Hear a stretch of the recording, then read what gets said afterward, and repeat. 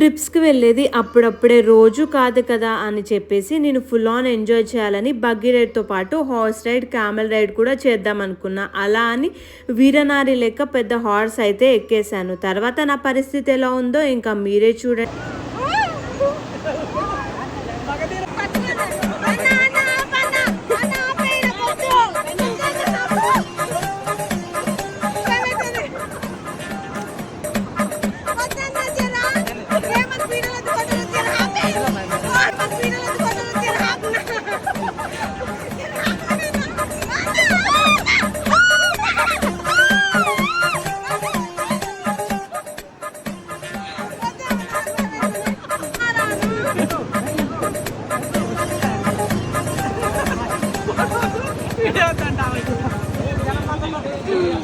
అక్క ఎట్లుంది అక్క ఎక్స్పీరియన్స్?